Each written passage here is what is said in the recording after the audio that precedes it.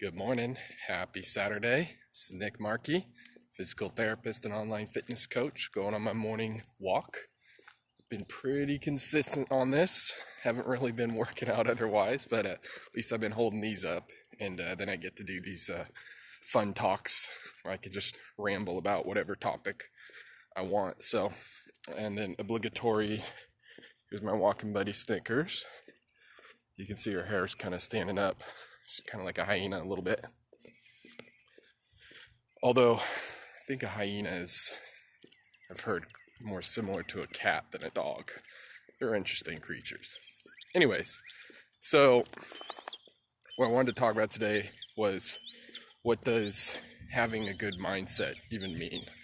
I think that word mindset is kind of thrown around a lot. A bit of a buzzword, marketing buzzword. So I just wanted to kind of dive into that a little bit. So when I think of mindset, I think of, how someone perhaps approaches, their thoughts on the day-to-day. So, for instance, if somebody, let's just use food for an example, nutrition.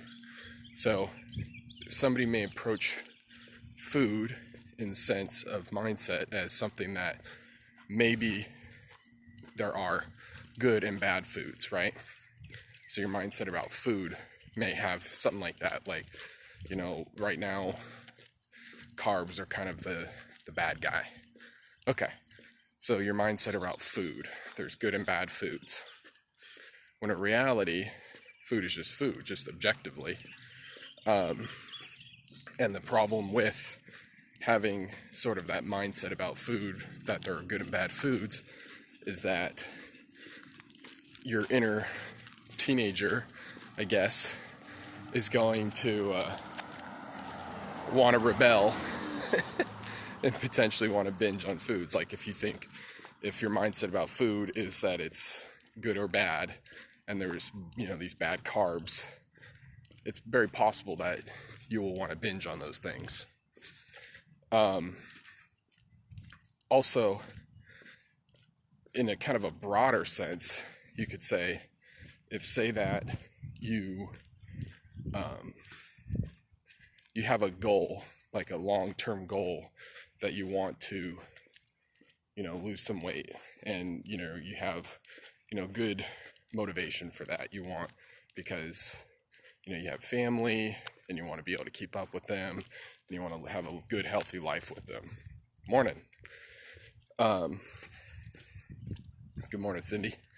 So all that good stuff. So in terms of the mindset, losing weight, you have to probably mess with your diet a little bit, right? A little bit of your nutrition adjustments.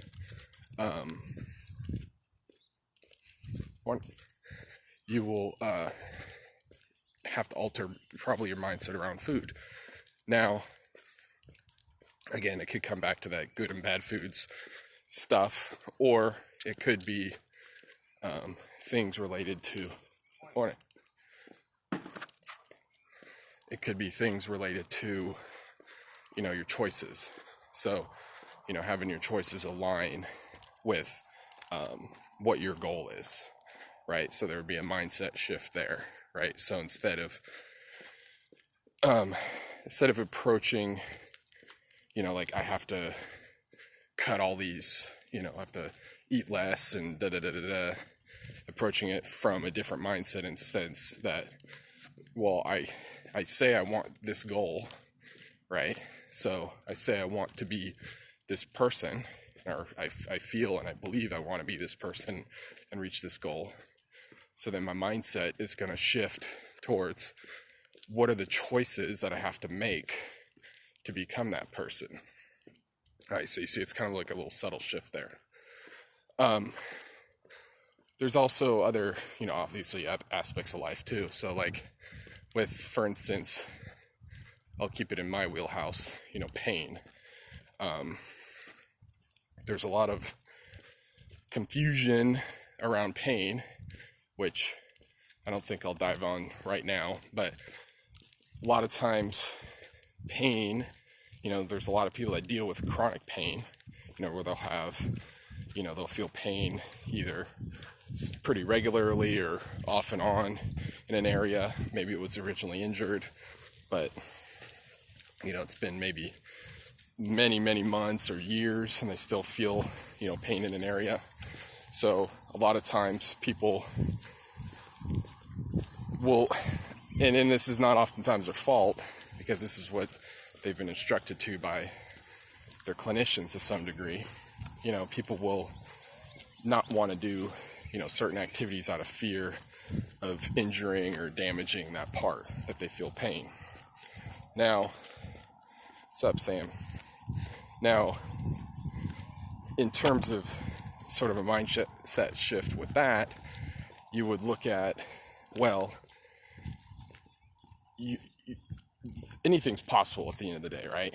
Yeah, you could potentially, injure a part, but if that's how you live your life, you're not gonna do a whole lot, you're gonna miss out on a lot. And one, you don't know that you'll injure it either, or you don't know that that thing will even cause you more pain. So a mindset shift there would be something like, you know what, I'm gonna test it out today, see how it goes, and then I'll just kind of monitor, test it out a little bit and see how it goes. And if it doesn't go that great, I'll back off and do something different. I'm not gonna, freak out. And this could be easier said than done. Instead of, fearing and avoiding it, this shift would be more towards, I'm going to test it out, see how my body reacts, and just go, easy into it and monitor how, the reaction. Now, again, they're little subtle things, and I think, like I've mentioned before, with like self-belief and confidence, building muscle, losing fat, these are all things that you have to take, gradual steps towards. It's not like it just flips, right? And I think what it really comes down to is sort of objectifying the experience as best as you can, because your emotions, which are an important part of you and make you, human, but they're going to cloud your judgment. You're stuck, you're kind of in the trenches making a decision, right? And so if you can shift your mindset towards more objectifying the experience, you're going to temper those emotions a little bit better in terms of when you're making a decision. So that's why, let's go back to the weight example. That's why I recommend people weigh in every morning, because your weight fluctuates every day, and it can fluctuate quite a bit. And if, say that you are working on, losing weight, which is often slow, then, and not easy, then what will happen oftentimes is, if you notice, say that you just weighed in once, you'll freak out because it'll be, up. You'll be like, great, nothing's working. I'm just going to give up. There's no point. And if you're, weighing in every day, regularly, you're going to see that, oh, wow, it fluctuates a lot. Oh, okay. And so it helps you hopefully be a little bit more objective in terms of the decision that you'll make and the choices that you'll make, that then hopefully align with whatever the overall goal you have. So again, it's easier said than done, trying to, because you can't fully be objective about things that are happening to you. You know what I mean? Thanks, Stacy. You can't fully be objective about things that are happening to you, because they're happening to you. You're going to have, emotions and whatnot wrapped into that. But if you have some data points that allow you to see that, okay, things shift, things kind of go up and down. Same thing happens in rehab. I'll be working with somebody and they're progressing well. It's, up and down, but, overall the trend is they're doing better. They're doing more, they're able to handle more.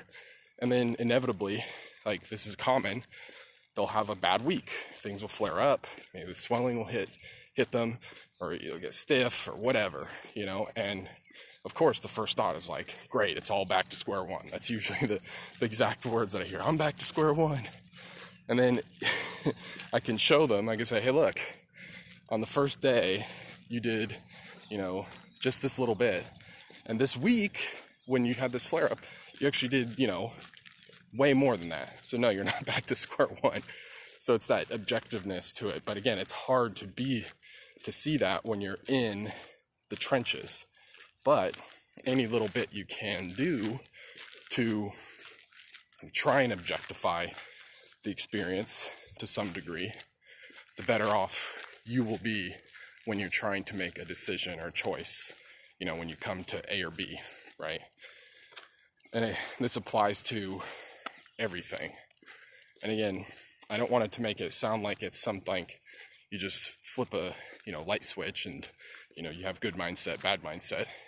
Just like everything, it's a spectrum, and it's something you work at. And it's probably, again, you're going to have higher emotional times, and that's just part of life and being human. And it's just, the hope is that during those higher emotional times where you're more vulnerable, if possible, you try not to make any sort of drastic decisions. And again, easier said than done, because when we're vulnerable, we're very prone to potentially making decisions that can alter course of our life quite significantly. And that's where having, someone else around you, whether it's family, friends, good clinician who's listening to you, or professional or whatever, kind of help see the situation with you and walk with you with it and help you kind of see all the different angles. And then, obviously if you're having the high emotional state, then help you come to a better choice that aligns with what you actually want, goal-wise. So, in short, we'll recap. I see mindset as just trying to, having a quote-unquote good mindset. Again, the words good maybe is a little loaded, but let's say having a more beneficial mindset is, in my opinion, mainly just sort of objectifying the experience to help temper the emotions that we experience in order to better make choices that align with what we want. Okay, so I'll repeat that. So having a beneficial mindset, in my opinion, is primarily objectifying, the experience and our choices and what we're going through as much as we can reasonably do in order to temper the emotional part of us that, is normal and human, in order to make ideally choices that more align with, what we want, what our goals are, what our purpose is. Okay, I think that's good for now.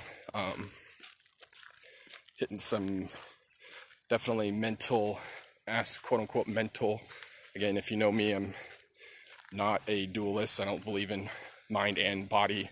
It's all one, wrapped up, and that's from a physiological perspective. Yes, obviously there are different cells in our bodies that do different things, like neurons are in the brain, and you got muscle cells, that contract, and or skeletal muscle cells that contract, and all that jazz. But ultimately, it's all serving the purpose of you, an organism, surviving on this planet, And then the cool part of being human is that we have these amazing brains, all those neurons, you know, that neuronal density, billions of neuron connections, and we get to do cool things like, you know, I could do a Facebook Live, you know, I can do a Facebook Live. So the thing of that, human, you know, that's how amazing our brains are. We've created this phone I'm carrying that, you know, is recording me, recording the light and sound, and then transmitting it, you know, via essentially radio waves, I guess. Yeah, right? No, that's Bluetooth radio waves.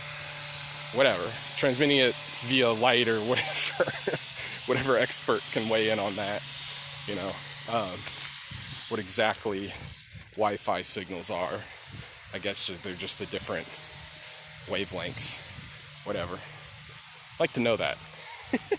Should Google that. Anyways, it's amazing. So yeah, so hope you have a great Saturday, and I'll talk to you tomorrow. Peace.